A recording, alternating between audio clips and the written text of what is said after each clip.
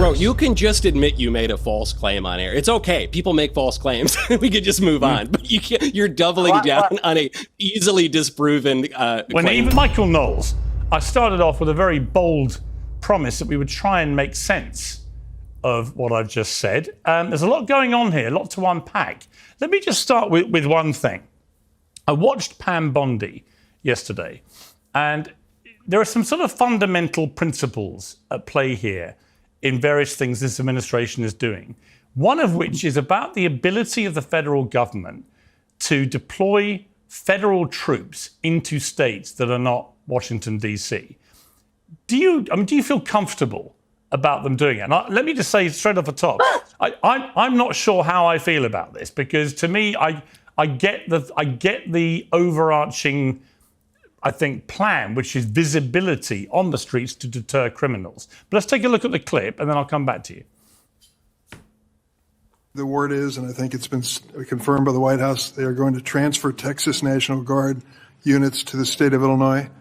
What's the rationale for that? Yeah, Chairman, as you shut down the government, you voted to shut down the government, and you're sitting here, our law enforcement officers aren't being paid. They're out there working to protect you. I wish you loved Chicago as much as you hate President Trump. And currently, the National Guard are on the way to Chicago. If you're not going to protect your citizens, President Trump will. So, again, the question, Michael, do you feel comfortable this is constitutional?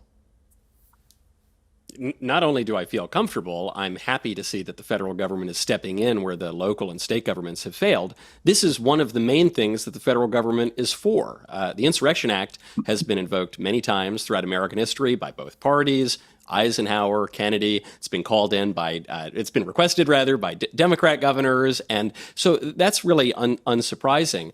And what we're looking at here is issue compounding on issue, because we've had this massive invasion of foreign nationals, many of whom are working with foreign terrorist organizations, the criminal cartels that control the southern border. We have crime spiraling out of control generally in places like Chicago, which in terms of the number of murders leads the country, something like 110,000 gang members in Chicago alone.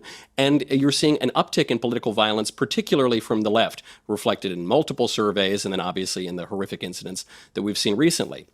Most recently, the leftist who was going to bomb the cathedral in Washington, D.C., but of course, going back to Charlie's assassination and others. So you're having a lot of disorder. This is why we have the Insurrection Act. It's why we have the federal government, because I think people are debating between these two false options. Either we can all sit together and sing Kumbaya and nobody can enforce the law, or we're going to have violence. But that's not really the case. The two options you have are you can have just, prudent state violence, that is to say, cops enforcing the law and putting the bad guys in jail, or you can have what you're seeing increasingly celebrated by the left, which is vigilante violence, which is unjust. And I want the just kind. I want an orderly society, and I don't think we should just consign people who happen to live in failed blue cities to misery and rape and murder and all the rest of it. Okay, Shri Thanedar, your response to that? Well, look, militarization of our cities is not the answer. Just yesterday, a mother who's in America for 30 years, she was going to a grocery store to buy some ingredients so she can make meatball soup for her kids. And ISIS detained her. She's now behind in the ICE detention center. I saw her daughter crying. These are not gang members. These are not hardened criminals. They're arresting 17-year-old high school kids, putting away American citizens, 4, 5-year-old American citizens, kids who are suffering from leukemia in the ICE detention center, losing their doctor's appointments. You can talk all about gang members. Nobody.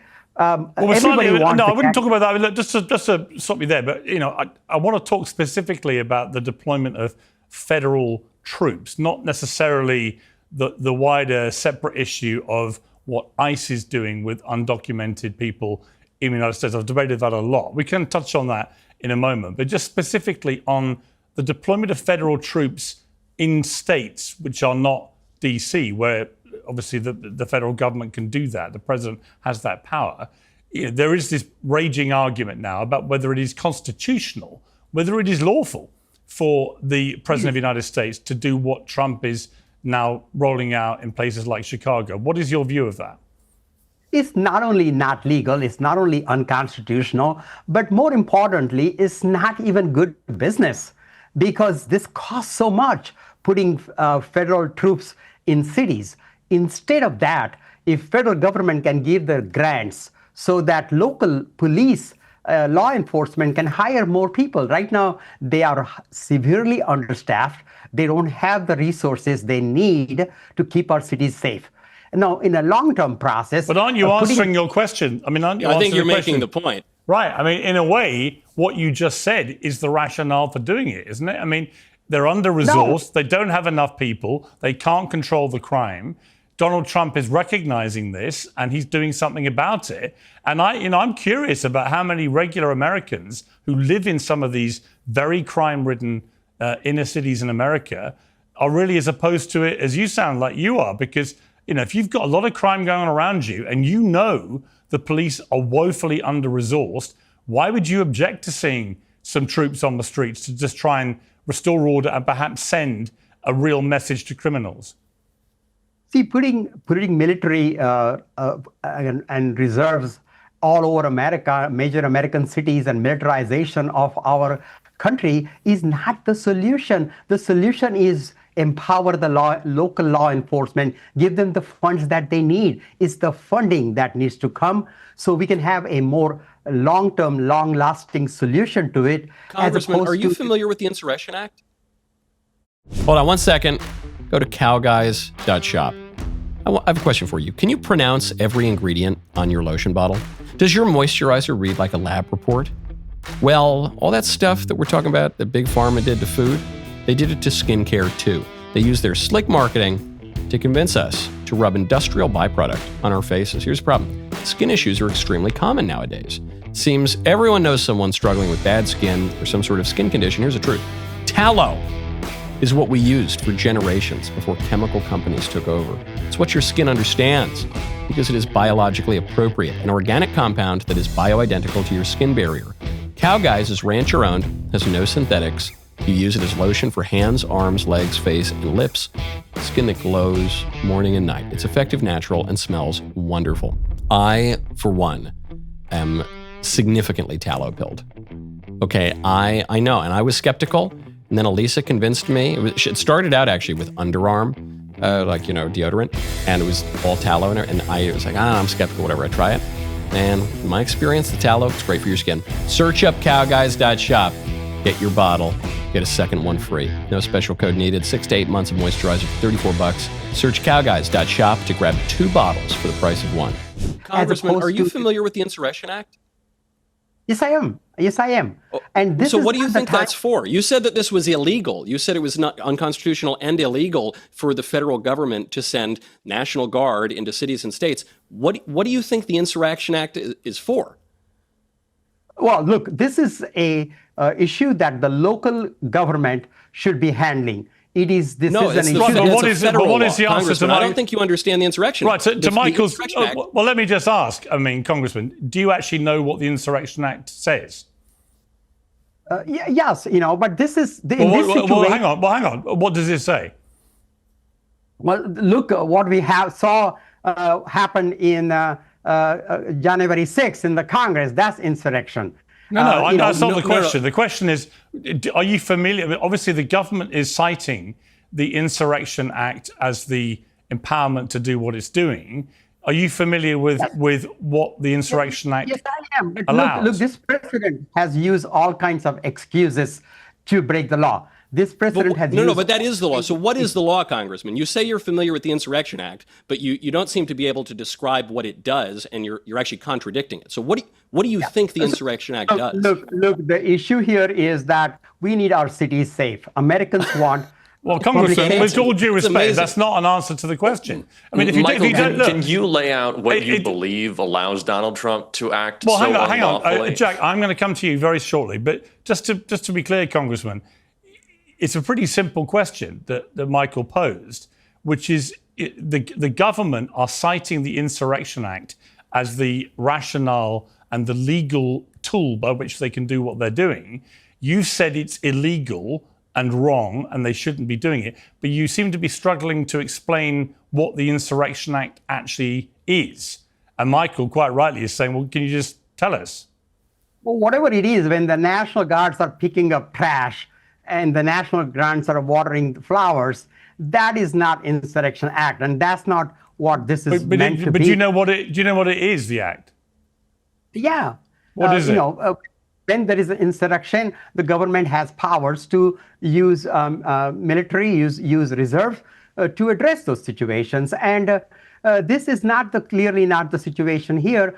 What we need to do is empower local law enforcement. Okay, Michael, your response to that? I think the congressman might be a little bit confused because he said that the federal government is breaking the law by sending the National Guard in to restore order to the cities where crime has spiraled out of control, where there's obviously a violation of federal law with all of the illegal aliens running about. And that is actually what it's for. We have a federal government in order to step in when the local and state governments fail. And so this has been used many, many times, not merely to restore order if there's some violent revolution, but even, for instance, to desegregate schools. This has been used many, many times over the course of American history. There's nothing illegal about it. And in fact, what President Trump is doing right now is one of the clearest and most just uses of the Insurrection Act when you have cities that are failing, that in your own words, cannot enforce the law, are under-resourced, and are falling into disorder. So I think you've made a good argument for what President Trump is doing. Okay. Look what he's doing. Well, let me bring in Jack. I want to bring in Jack. He's been waiting patiently. I mean, Jack, it seemed to me the congressman actually, maybe inadvertently, gave the explanation for why Trump feels justified in using the Insurrection Act. Because if you agree that the law enforcement in these very crime-ridden cities is failing and under-resourced, then why shouldn't the government use the Insurrection Act to put troops on the ground and try and restore proper order? Well, because I don't think the intention is to restore proper order. Donald Trump and his entire administration has made it clear that they'd be happy to see unrest come out of sending in the National Guard. That's what they wanted out of their attack on LA. That's what they wanted to happen in DC. Donald Trump sees this as an opportunity Do you have any evidence for that? To intimidate people. It's come out directly of the administration that they think it is a win if they go into Portland and nothing happens, but nothing is happening. It's people in T-Rex Halloween costumes who are getting maced for simply exercising their First Amendment right, which, Michael, I thought you cared about. It doesn't really seem like that's the case. But they've also said that if there is where are you getting that from? Hold on. Before you make you made an argument. I think if you would allow me to finish my point, Trump administration wants disorder and has admitted this. What's your evidence? You don't like to hear people speak out, and now I'm delivering a point that you don't seem to like, and you want to silence me. That's what this administration does. It's okay. You don't have the power to do that today. Now, Jack, to be clear, you made a statement that the Trump administration actively wanted disorder, and Michael, I think, understandably, because I would ask the same thing. Where is the evidence? It has been reported. Where is the evidence that they wanted disorder? It has been reported that this administration sees it as a win if unrest comes out of the deployment. It came out of Axios, that they see it as a win if there is unrest because of these deployments. Because they want to say, look at this hellscape in Portland, when all of the photos that I've seen are just like people in T-Rex costumes hanging out and going to the farmer's market. And if you really want to deploy the National Guard, Mike Johnson's district could certainly use it. These failing red states. If you want to talk about states that are failing, red states are failing. They need to be subsidized by California and New York, Massachusetts. These states, these Republican states that are being run into the ground, if you're talking about people who need aid and assistance, they're suckling off of California. It has nothing to do with the crime-ridden, failing blue states. It's a non-issue. And this politics of subtraction. You think there's no crime in Chicago? 1 second, Michael. You think Chicago's doing right? This politics of subtraction where you think if you just take away and take away and take away and we'll eventually hit a bottom, it just doesn't actually exist as a real theory.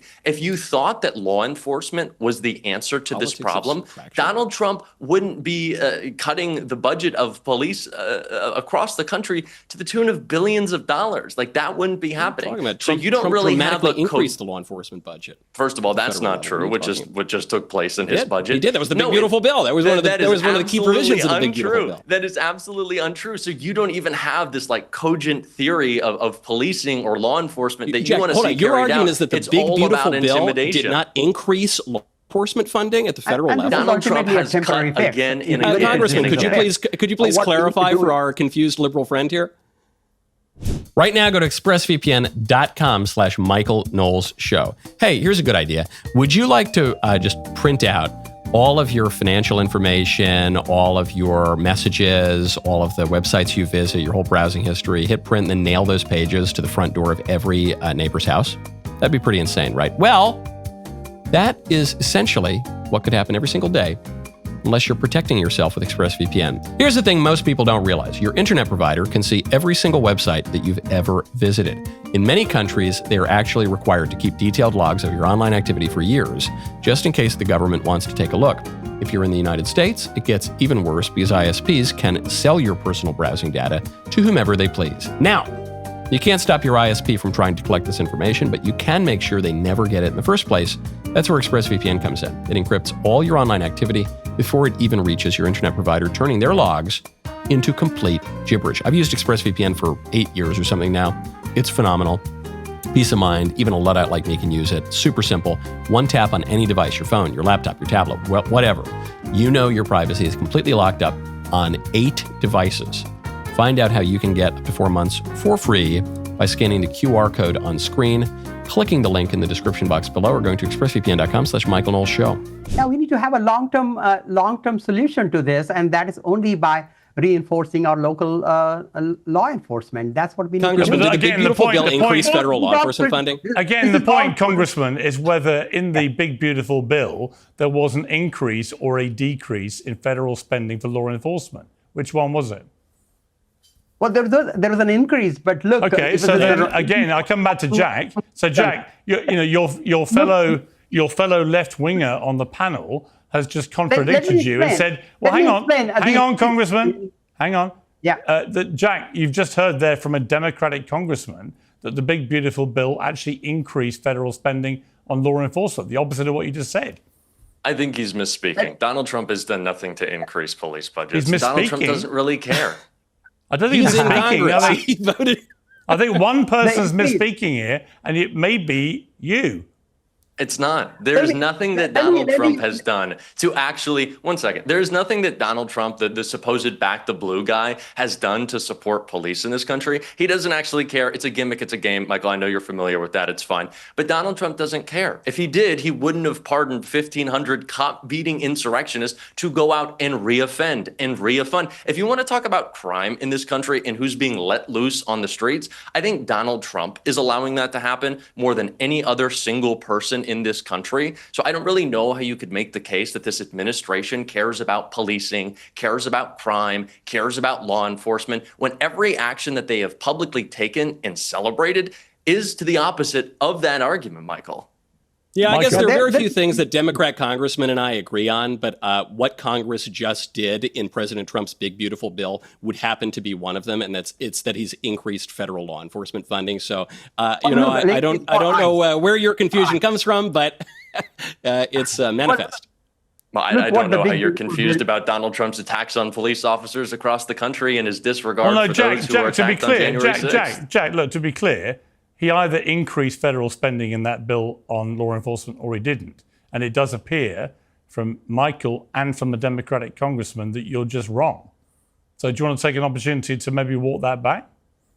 I do not. A big chunk of that was ice. Well, you'd rather double down on a falsehood. I'd say I think that I'm willing to double down on the fact that Donald Trump has made it difficult for police officers across this country to do their jobs, and he doesn't actually care about them.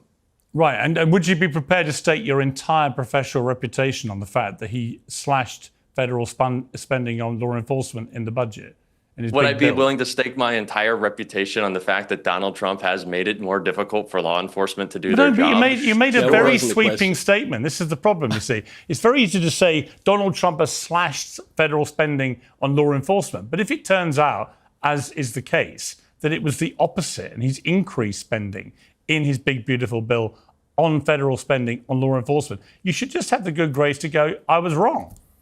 Well, I think if Michael is saying that there is not enough police spending and we need to send in, and militarize these cities. But I think the point is clear here, and it's one that we need to argue, which is whether or not Donald Trump has done anything to actually aid law enforcement, or if he's done anything to tackle crime. If he increased spending, you would say that that is a good thing for the law enforcement, right?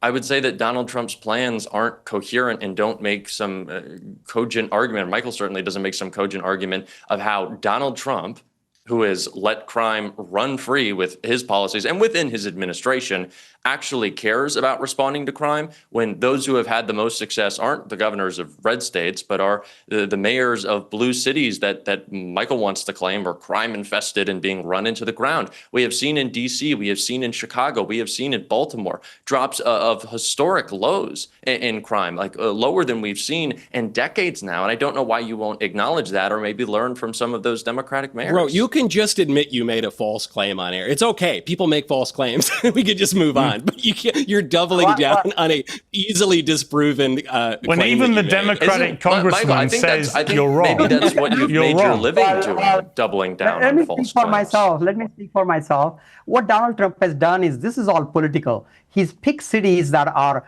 Democratic leaning. These are many of the cities. Chicago, the crime is actually declining. If you look at the numbers in Detroit, for example, the crime in Chicago is horrific.